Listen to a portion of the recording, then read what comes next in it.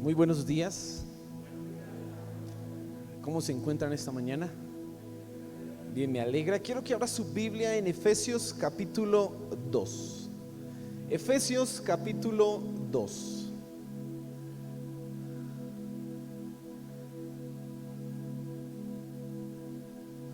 Abra su Biblia, Efesios capítulo 2. Y nosotros vamos a hablar esta mañana de paz. El día miércoles nosotros hablamos de cómo obtener la paz y hoy vamos a hablar un título parecido, pero déjeme decirle que no es repetida la enseñanza. Usted va a entender algo importante y es cómo se obtuvo la paz. Nosotros el miércoles hablamos y establecimos que el camino para obtener la paz es Cristo Jesús, solo Él. No hay otra manera para alcanzar la paz. Si nosotros vamos a Cristo Jesús, realmente encontraremos la paz en nuestros corazones, pero también nuestra familia encontrará paz y la sociedad, el mundo encontrará la paz verdadera. Cristo es la respuesta definitiva que el hombre está buscando a todos estos asuntos de la paz. Pero entonces yo quisiera que usted pensara en una pregunta esta mañana y es: ¿cómo se llevó esto de la paz a cabo? ¿Cómo sucedió? O sea, ¿por qué es posible por medio de Cristo? Bueno, todos nosotros sabemos para qué sirve un automóvil, ¿cierto? Conocen ustedes un carro y usted sabe para qué sirve. Todos conocemos las ventajas. Sabemos que un carro hace que las distancias sean más fáciles y más rápidas de recorrer. Si usted tiene que ir de aquí al centro caminando, pues terrible, pero si lo hace en un carro, pues mucho mejor y llega más rápido, más cómodo, ¿cierto? Usted se puede deleitar mirando el paisaje y no pensando: ay, ya me duelen las piernas, ay, ya me dolió. No, que dónde descanso, que el sol. Porque un vehículo tiene una ventaja. Imagínese si está lloviendo.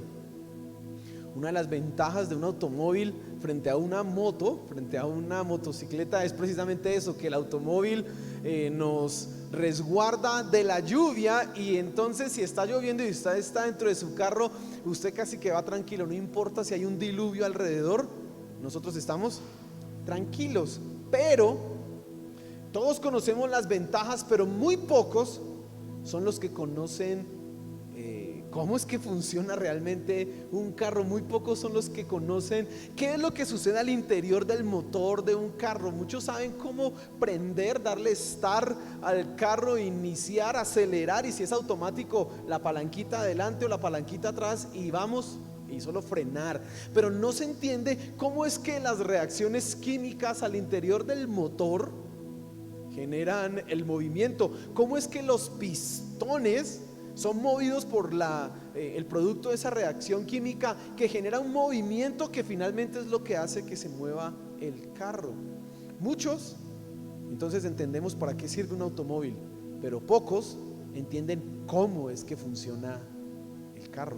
Pues bueno, de la misma manera a veces sucede así. Nosotros no entendemos por qué la paz es posible. Sabemos que en Cristo tendremos paz, sabemos que en Cristo encontramos el descanso, sí, pero ¿por qué? Quiero que pienses en esa pregunta esta mañana.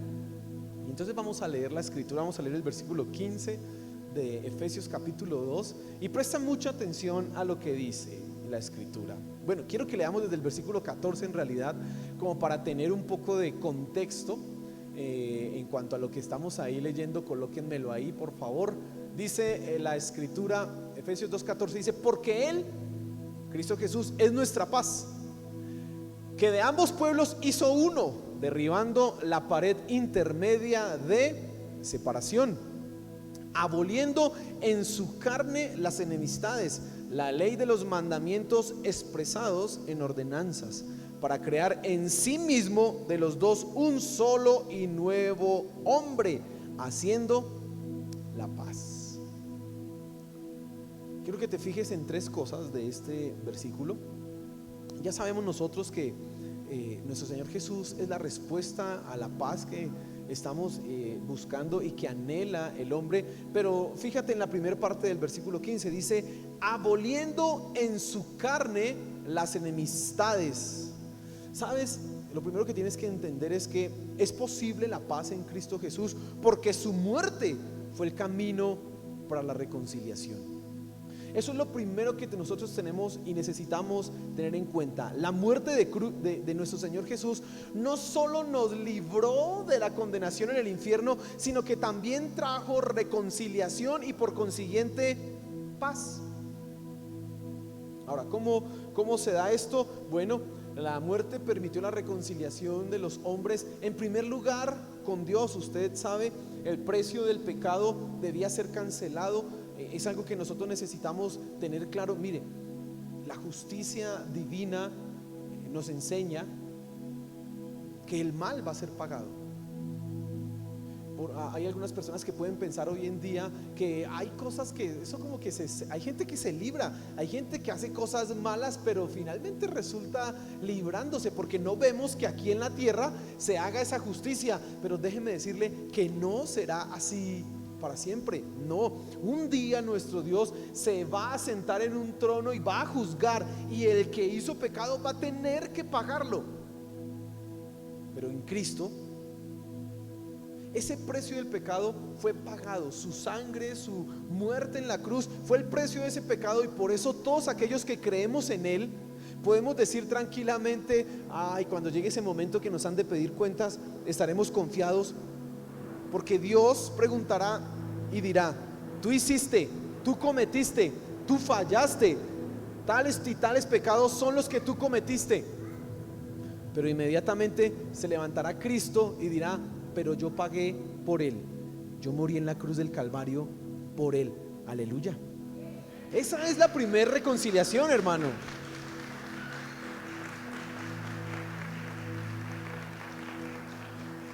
Y quiero que tú entiendas esto, porque algo que necesariamente se necesita, válgame la redundancia, para que haya paz, es la reconciliación. Si no hay reconciliación, no podría haber paz. Piense usted en su casa, si hay una pelea usted con su esposo, con su esposa o con sus hijos, antes de que haya paz es necesario que haya ¿qué? Pues reconciliación. De lo contrario, la paz que exista es una paz como la misma que había en la Guerra Fría. Era una paz extraña, una paz como rara, porque no se estaban disparando, no se estaban atacando, pero Rusia amenazaba con un misil nuclear y Estados Unidos amenazaba con 2, y de repente un espía de la KGB y ahora un espía de la CIA. Eso no es paz, eso no es ninguna reconciliación. Es lo primero que necesita haber: reconciliación. Quiero que entiendas algo más importante y profundo en esto. Solamente la justicia que trae Dios, solamente esa verdadera justicia es la que va a traer verdadera paz. ¿Por qué? Toda la justicia que se hace en el mundo es una justicia que no logra captar ni pagar el precio de los delitos y los crímenes cometidos. Piense un momento en algo. Hace unos 2-3 años hubo un crimen muy publicado en las noticias, fue escandaloso, fue como para enero que sucedió eso. Una niña, se llamaba ya Juliana Zamboni, fue raptada por un hombre, la metieron dentro de un carro, el hombre abusó sexualmente de la niña y finalmente la mató. Usted vio el escándalo, lo cogieron con las manos en la masa, terrible el asunto. Bueno, no vamos a hablar aquí de los detalles menores. Lo cierto es que fue a la cárcel y fue condenado con la máxima pena que en Colombia puede existir para una clase de delitos de estos: 50 años. Y la pregunta que yo le quiero hacer a ustedes: ¿50 años pagan la vida de otra persona? 50 años de cárcel pagan la vida de una niña de 10, 11 años, creo que tenía esta chiquitica, no sé cuántos años tenía. ¿Lo paga? Piensen los crímenes que se cometieron en las guerras mundiales, o los crímenes que han cometido los genocidas, gente que ha matado no uno ni dos, millones, miles de personas. Una cadena perpetua ¿pagará las vidas de todos esos que han muerto? No, esa clase de justicia no nos satisface a nosotros. Es más, sabemos que los jueces que hay en este mundo son también cometen errores, también ellos mismos están sujetos a crímenes, pero aún así nosotros exigimos. Ahora, la justicia de Dios es la verdadera justicia que va a suplir y a satisfacer toda la necesidad y deseo de que se haga lo bueno, de que se corrija el mal. Entonces Cristo murió para pagar precisamente el precio de esos pecados y que se diera verdadera paz. Cristo hizo justicia porque un inocente pagó los pecados de muchos culpables. Un inocente. ¿Cuál es la base para el perdón? Y quiero con esto que reflexiones un momento. ¿Cuál es el fundamento del perdón y de la reconciliación? Ya sabes, antes de que haya paz necesita haber reconciliación, y antes de que haya reconciliación, o en el momento en que hay reconciliación, es necesario que haya perdón. ¿Y cuál es la base y el fundamento para eso en nuestras relaciones? ¿Por qué tú y yo debemos perdonar? Aunque no haya una justicia perfecta, aunque no se logre resarcir el error completamente, aunque nos pidan perdón de mil y una manera, no lograrán cambiar lo que ya está hecho. Hay gente que cuando es ofendida y lastimada simplemente dicen: pues lo perdono, pero el daño ya está hecho. Lo perdono, pero la herida ya quedó. Eso ya no se puede devolver el tiempo. Y entonces, ¿cuál es la base para que nosotros en medio de estas situaciones podamos buscar reconciliación y paz? Pues la base para esto es lo que Dios ha hecho, lo que Dios hizo en Cristo Jesús. Tú sabes, Dios nos perdonó ¿en quién? En Cristo. Y recuerda la oración del Padre nuestro: perdona nuestras deudas como nosotros perdonamos a quienes nos ofenden. La base para que tú puedas perdonar, el fundamento para que tú puedas perdonar, no es que satisfagan todo tu deseo de justicia, porque probablemente el daño sea tan grande que sea imposible que alguien satisfaga lo que te han hecho. ¿Cómo una mujer que es violada puede perdonar al violador? Pues es imposible. Si ella está buscando que se haga lo mismo que le sucedió a ella con ese personaje, es imposible. No hay una manera en que ese precio sea pagado totalmente. Pero si de repente piensas en lo que Dios hizo contigo, que te perdonó y que tú no tienes ninguna forma de pagar, y además envió a su hijo a morir por ti en la cruz del Calvario y te perdonó, tú inmediatamente tienes un fuerte argumento para perdonar a los demás, porque dices: si yo siendo culpable fui perdonado, con más veras debo perdonar a aquel que me ha lastimado a mí. Esa es la base y el fundamento para el perdón, lo que nos llevará a la reconciliación y finalmente ¿a qué? A la paz. Ahora, quiero que en segundo lugar tú pienses en lo siguiente: no solamente la muerte de Cristo en la cruz permitió la reconciliación de los hombres, que es lo que he venido hablando hasta este punto, sino que Cristo vino a cumplir la ley en este mundo para hacer posible que todos los hombres pudieran vivir conforme a la palabra y a los mandatos de Dios. No solamente, y es importante no olvidarnos que el sacrificio de Cristo Jesús, la vida de nuestro Señor Jesús más bien, implica para nosotros dos cosas. Uno, su vida es la capacidad que nosotros podamos vivir conforme a lo que Él vivió. Él derrotó el pecado, ahorita vamos a ver eso. Pero su muerte también fue en liberarnos a nosotros de la condenación y pagar el precio de nuestros pecados. Pero sobre todo en cuanto a su vida, Cristo vino a este mundo para cumplir la ley, la palabra de Dios, para cumplir la voluntad, vivir como correspondía, hacerlo conforme debía hacerse. El pecado debía ser derrotado. No solamente había que pagar el precio por él, el pecado debía ser destruido, derrotado, vencido. Era necesario demostrar que era posible vivir sin pecado.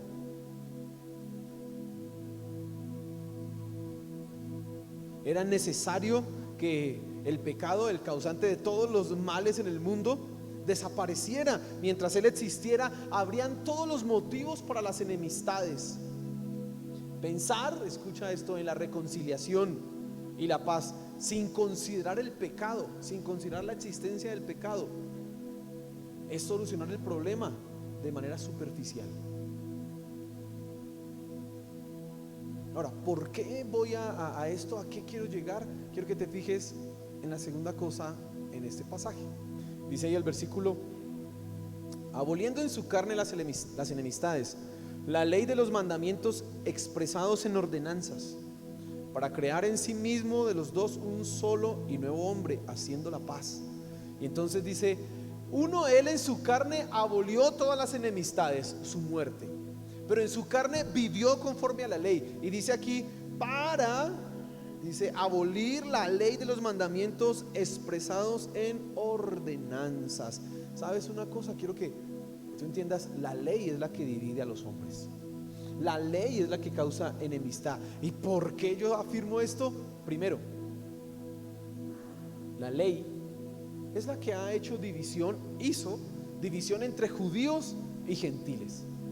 El pueblo judío tenía la ley, entonces era el pueblo escogido, el pueblo de la promesa, y los que no tenían la ley era el pueblo que estaba en ignorancia, sumido en el desconocimiento del Dios verdadero.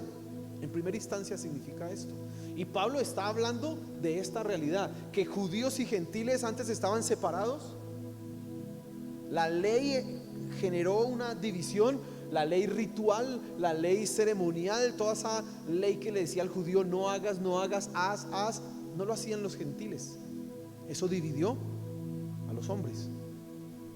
Pero en un sentido más profundo, para ti y para lo que venimos hablando de la búsqueda de la paz, la ley nos divide porque cuando se incumple genera enemistad. La ley de Dios, y digámoslo así, bueno, dicen los que saben que son como 600 y pico de mandamientos que hay en la ley, una cantidad, imagínense. Pero el decálogo, los 10 mandamientos, son el resumen o el compendio general de todo lo que es la ley de Dios. Y el decálogo está dividido en dos grupos. Los primeros 4 mandamientos son y rigen nuestra relación con Dios. No tendrás dioses ajenos, no tendrás ídolos, no usarás el nombre de Dios en vano, y dedicarás un día para buscar a Dios. Esos primeros 4 mandamientos rigen nuestra relación ¿con quién? Con Dios. Pero la segunda parte, los siguientes 6 mandamientos, rigen mi relación ya no con Dios, sino ¿con quién? Con los demás. Y presta atención, ¿por qué la ley nos separa y por qué la ley nos divide? Porque cuando nosotros incumplimos la ley, inmediatamente viene el daño al otro, causamos el mal. Y pensemos en los mandamientos. El primer mandamiento, el 5.º mandamiento, que habla de mi relación con los demás, dice: honrarás a tu padre y a tu madre. Le dice, eso es un mandamiento para los hijos. Y cuando el hijo desobedece, cuando el hijo irrespeta a su papá, cuando el hijo se olvida de sus padres, cuando el hijo no está pendiente en la vejez de sus progenitores, ¿está honrando? No. Y está causando sí rencor. ¿Qué pensará y qué sentirá un papá cuando un hijo es desobediente? Cuando lo trata mal, cuando pronuncia palabras como: usted a mí no me mande, usted no quiero que usted sea mi papá. Uy, hubiera tenido otra mamá mejor. Hay hijos que le han dicho eso a los papás. Dígame, ¿qué dolor causa eso? Y eso causa enemistad, división, porque ahora el papá va a tener en su corazón algo contra quién, contra ese hijo. Pero pasemos al siguiente mandamiento, el 6.º: no matarás. El 6.º mandamiento dice que no hay que matar. Y pongámoslo en el más directo: si alguien asesina a otro, ¿qué se genera? Dígame, ¿qué se genera? Ustedes son muy cristianos, no dicen lo que sucede. Pues odio, ira, rabia. Mire, yo he escuchado de gente, pueblos, tribus tribus, clanes familiares, que uno hijo mató al otro y entonces ahora este le mató al otro acá y aquí, y han pasado así generaciones matándose, porque hay que odio. Pero bueno, nosotros no matamos a nadie, no, yo nunca he asesinado a nadie, pero el simple hecho que usted ofenda a una persona, el simple hecho que haya bullying contra alguien, eso ya es irlo matando. La Biblia nos habla de esto. ¿Qué siente una persona que es abusada psicológica y emocionalmente? ¿Acaso eso genera más amistad y más fraternidad? No, vamos a ser amigos, voy a ser amigo del que me maltrata. No, pensemos en el siguiente mandamiento, el séptimo: no cometerás adulterio. ¿Qué genera que un hombre se meta con la esposa de otro? Lo felicito, hombre. Sí. Hace muchos años yo venía caminando de Voz a la Estación por la avenida principal de Voz a la Estación, la carretera. Y entonces usted sabe que ahí hay unos hostales, unos moteles. Y venía caminando por ahí cuando de repente cerraron la vía y había una mujer y un hombre asesinados, un tiro en la cabeza a los dos. Eso es lo que genera el adulterio. Eso es lo que genera ira. Y puede que una mujer o un hombre no mate al otro, pero en su corazón hay rencor, ¿sabe? Yo he escuchado hombres y mujeres diciendo: los hombres no sirven para nada, o las mujeres todas son unas, porque hay que rencor en su corazón. Pensemos en el octavo mandamiento: no robarás. ¿A usted le gusta que lo roben? Levante la mano el que le gusta que lo roben. Aunque la Biblia nos dice: si vienen a quitarte la capa, pues dales tú también el manto. Pues nosotros como cristianos, eso no es como... Pues hermano, yo tengo que ser sincero, ese mandamiento es duro para mí. Espero no ser probado en ese mandamiento. Pero, ¿usted se pone feliz de que lo roben? No, esto genera rabia e impotencia. Mire, usted puede ver en internet unos videos donde personas han sido robadas o les están intentando a robar, y de repente, que días vi un video donde un hombre, dos personas en una moto intentaron robarse un carro y el tipo logró escaparse, pero corrió 20 metros con el carro y luego se devolvió en reversa y les tiró el carro encima. Eso genera odio. Vamos al noveno mandamiento: no dirás falso testimonio contra tu prójimo. ¿El chisme genera amistad? ¿Usted es amigo del chismoso? Usted se enteró: ay, mire que ayer ella estuvo hablando con las amigas, con nuestras amigas de mí, y no estaba hablando cosas bonitas sino cosas feas. Mire esa gorda, mire esa, como estaba diciendo eso así. Usted al otro día la va a saludar: hola amiguis, ay tan chévere, supe que estabas hablando bien de mí. ¿Sí? Bueno, quizás usted la salude así, ¿no? Pero para después caerle encima y hablar mal de ella. Esa otra diciéndome que yo gorda y ella está más re gorda. No, mentiras. ¿Genera amistad? No, eso no genera amistad. Eso genera odios, iras, nos divide. Y el décimo mandamiento, vamos a terminar la tabla: no codiciarás. Dice el décimo mandamiento. ¿Acaso cuando usted es alguien que es envidioso y está al lado suyo, usted se siente contento con esa persona? Que siempre le ande comparando todo lo que tiene y que le ande mirando todo. ¿Usted es contento con una persona que por su codicia esté dispuesta a pasar por encima de todos, inclusive de usted?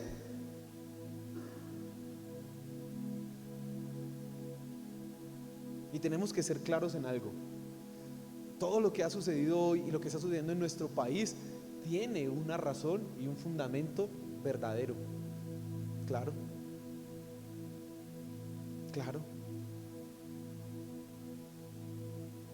¿Que han habido abusos? Sí. ¿Que ha habido corrupción? Claro. ¿Que ha habido personas que han utilizado sus cargos de manera codiciosa sin importarle los demás y han pasado por encima? Sí. ¿Y eso ha generado cosas buenas en el país? No, pues mire cómo estamos. Pero no solamente es la situación, lo que se da en las marchas y todo esto, sino es en tu misma casa, en tu mismo hogar. ¿Tú quieres ser feliz? ¿Tú quieres que haya paz? Bueno, cuando incumples la ley de Dios, no hay paz. Cuando rompes un mandamiento de Dios, se acabó la paz en tu casa, en tu relación de pareja, en el trabajo. No funciona así. Y entonces, fíjese cómo venimos. Cristo, su muerte, es el camino para la reconciliación, pero su vida, y aquí es donde tú ya vas a ir atando los cabos de lo que estamos hablando, su vida es el camino para poder cumplir la ley. Y entonces, ¿qué hizo Cristo en medio de esa situación tan imposible que estaba el hombre rompiendo los mandamientos, agrediéndose y lastimándose el uno al otro? Porque lo que yo quiero que tú tengas claro es que cada vez que faltamos a la palabra de Dios, estamos lastimando al prójimo.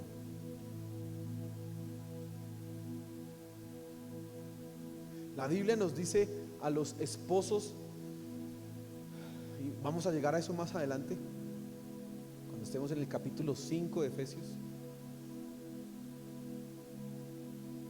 Nos dice: esposos, amen a sus esposas así como Cristo amó a la iglesia. Y dice: y se entregó a sí mismo por ella. Esposo, si tú no cumples eso, vas a dañar y a lastimar el corazón de ella, y no va a haber paz en la casa. Ay, una consejería pastoral: pastor, es que un consejo, es que mi esposa me la tiene al rojo, eso es una cantaleta. Uy, pastor, yo no sé si ha leído Proverbios, pastor, que dice que eso es mejor vivir en una casa arrinconado o lejos por allá que con una mujer cansona. Eso es tremendo, pastor. Usted no se imagina, ya estoy sordo por este lado y le pongo el otro y ya me lo está acabando, pastor, ¿qué hago? Ámela como Cristo amó a la iglesia, y quizás ella cambie. Pero cuando no lo hacemos así, pues hay enemistad. ¿Estoy siendo claro en lo que le quiero decir, hermano? Cuando tú no cumples la palabra de Dios, hay enemistad. La ley no solamente divide al judío del gentil, la ley, el incumplimiento de ella nos divide a nosotros, nos causa división, nos maltrata, daña las relaciones familiares, de pareja, sociales. Eso daña todo.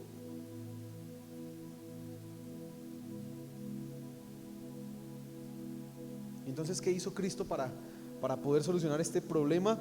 Entonces dice ahí el versículo 15: aboliendo en su carne las enemistades, la ley de los mandamientos expresados en ordenanzas, para crear en sí mismo de los dos un solo y nuevo hombre, haciendo la paz. ¿Qué hizo Cristo para solucionar esto? Un nuevo hombre. Un nuevo hombre, no un superhombre como los filósofos buscaban y Nietzsche anticipaba. Ese es el camino y la sociedad, el superhombre. No, un nuevo hombre. Exactamente qué fue lo que hizo, bueno, ya vamos a mirar, pero quiero que entiendan lo siguiente: el nuevo hombre solo es posible en Cristo Jesús. No hay otra manera, hermano. No hay otra forma. Mira, no es el conocimiento, no es la ciencia, no es la tecnología lo que va a llevar al desarrollo de un nuevo hombre. Hoy día se hablan de los avances en la ciencia a tal punto que se va a poder intervenir en el ADN, en la información, y lograr que el que viene al futuro, ya desde el vientre, venga sin ciertos defectos. Se está buscando por la ciencia que hayan avances a tal punto que se logre detectar cuál gen es el que produce el cáncer y nosotros lo desactivemos, y entonces ya no haya ¿qué? Cáncer. Se está pensando en la ciencia y en la tecnología como un camino para superar la deficiencia humana. ¿Cuál es la deficiencia humana? Pues que somos frágiles. Y entonces la ciencia está buscando caminos para ir más allá, y entonces se está pensando que esto es la solución y la respuesta a todo. No, el nuevo hombre no tiene nada que ver con esto. El nuevo hombre tiene que ver con el nuevo nacimiento. Y el nuevo nacimiento, tú ya sabes que es el cambio del corazón de la persona, cuando su naturaleza que lo lleva a infringir la ley es cambiada. ¿Por qué el hombre infringe los mandamientos? ¿Por qué el hombre infringe la ley? Porque su naturaleza lo lleva y lo incita a romperla, a quebrantarla. Y volviendo a los ejemplos anteriores que hablábamos de los mandamientos, para el hombre es más fácil, más normal, es normal. En algunos momentos no ser un ladrón atracador, no, eso está mal, pero sí robarle tiempo al trabajo. Para el hombre es normal robarse, los niños hacen eso, las vueltas de la mamá, y decir que valió más para coger una monedita, y pues no es tan malo.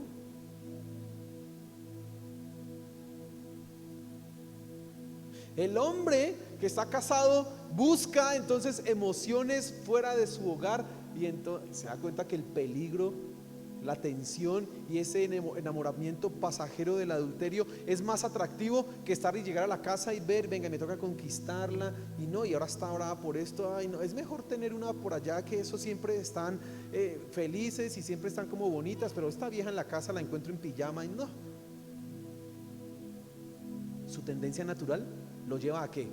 A infringir, a codiciar. Es más chévere para el hombre anhelar lo que otros tienen y hacer todo para pasar por encima, que no codiciar, alegrarse en lo que obtienen los otros y hasta dar de lo suyo para que los otros avancen. Esa es la tendencia. ¿Cómo se cambia eso? Cuando Cristo viene a nuestro corazón. Hermano, Él cambia tu corazón, tú naces de nuevo y tu naturaleza es diferente. Ahora eres un nuevo hombre, ahora eres diferente. ¿Y qué nos implica esto entonces? Cumplir la ley. El Señor Jesús fue preguntado, cuestionado en algún momento: Maestro, ¿cuál es el mayor y el más importante de los mandamientos?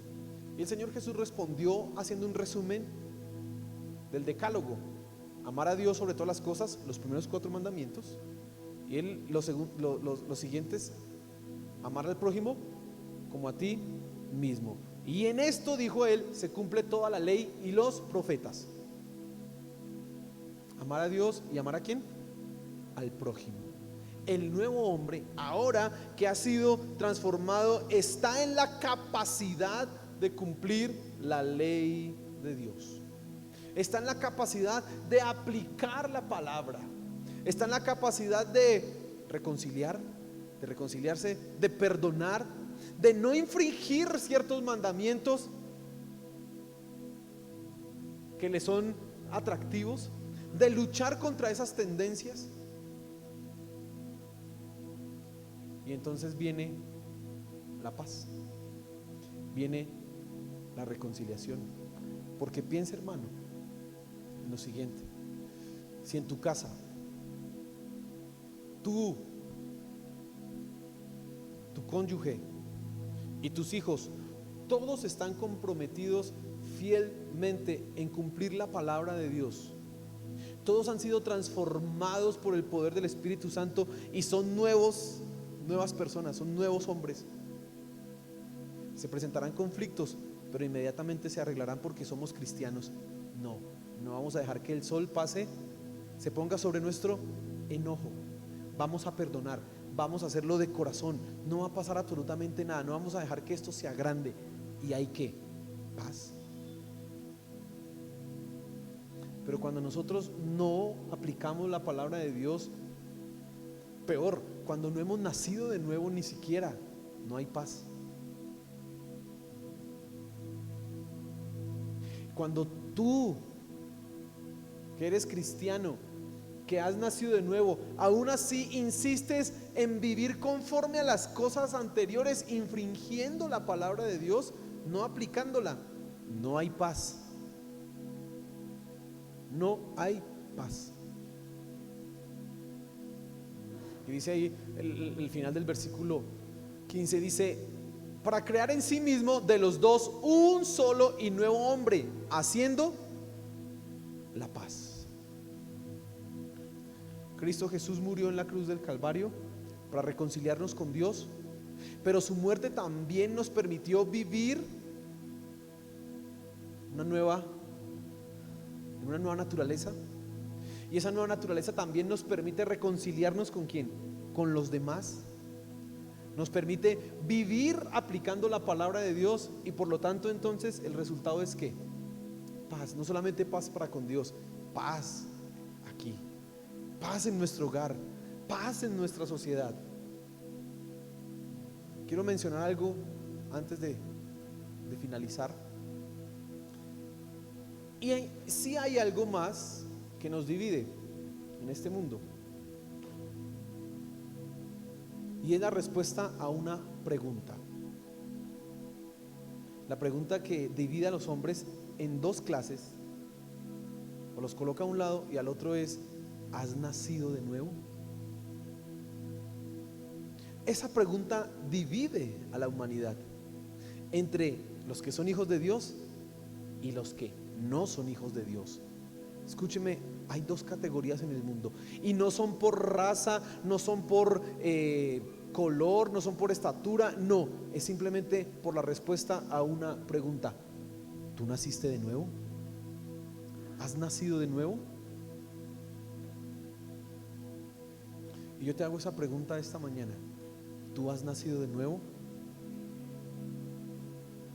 Si no has nacido de nuevo, si hay alguien que no ha nacido de nuevo y quiere experimentar paz, tiene que primero entregar su corazón, su vida a Cristo Jesús y reconciliarse con Dios, y ya va a traer paz para él.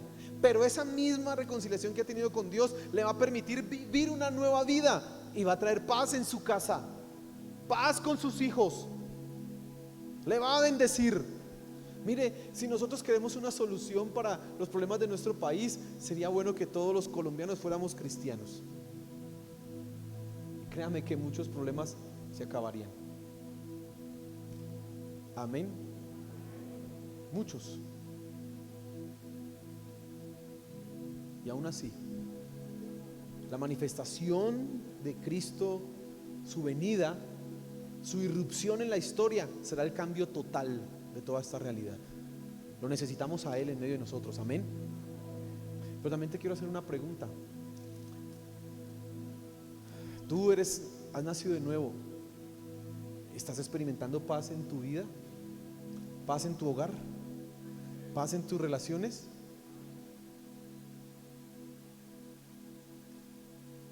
Porque si descubres que no hay paz en tu hogar, que eso es una pelotera todo el tiempo, si descubres que no hay paz con tus hijos, en tus relaciones con los hijos, si descubres que las situaciones alrededor afectan tu vida, y entonces estoy estresado, estoy tensionado, no estás experimentando paz, debes reflexionar que no estás aplicando de la palabra de Dios. Tú tienes la capacidad de hacerlo, tú tienes en Dios el poder para hacerlo, y eso va a traer paz. Amén. La paz tú y yo la podemos hacer realidad en nuestra casa. Empecemos ahí. El hogar debe ser un hogar de paz. El hogar debe ser un lugar en donde, claro, pues conflictos hay, siempre van a haber conflictos, pero nosotros podemos hacer la paz siempre, reconciliándonos, arreglando las cosas, teniendo todo adelante. Eso es paz. Pero necesitas nacer de nuevo. Necesitas a Cristo en tu vida, necesitas a Cristo en tu hogar. Amén. Póngase en pie, hermano, por favor.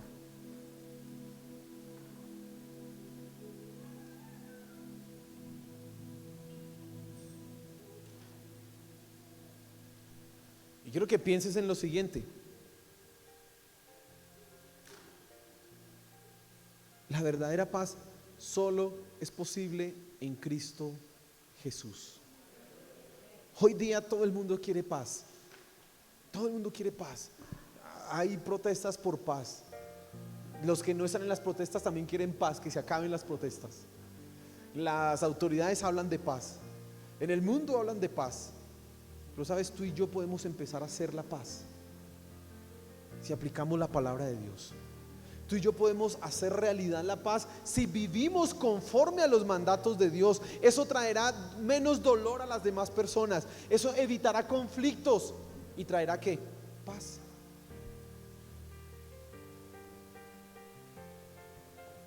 A veces nosotros pensamos en lo que tienen que hacer otros para que haya paz y no pensamos en lo que yo puedo hacer para que haya paz. Y tú necesitas a Cristo Jesús. Hermano, cristiano, esposo, esposa, hogares, familia, los que son jefes y tienen empleados, quieren que haya paz, necesitan vivir conforme a la palabra de Dios. Y habrá paz. Necesitan nacer de nuevo, necesitamos ser un nuevo hombre. Eso es lo que necesitamos ser. Y habrá paz. Y eso comienza entregando nuestra vida a Él. Luego aplicándonos a vivir conforme a su palabra. Amén. Señor, gracias por lo que tú nos has hablado esta mañana. Gracias por tu palabra. Gracias porque entendemos que fue posible la paz por lo que tú hiciste en la cruz del Calvario. Fue posible la paz porque diste tu vida para reconciliarnos. Fue posible la paz porque tú venciste, derrotaste el pecado, viviendo en santidad. Y ahora eso nos es dado a nosotros. Señor, gracias porque yo tengo el poder para vivir conforme a tu palabra. Espíritu Santo, gracias porque estás en mí y me capacitas para hacerlo. Gracias. Ayúdanos a entender esto. Ayúdanos a vivir esta realidad, a vivir siendo victoriosos, vivir en paz, porque tú has logrado la paz, Señor.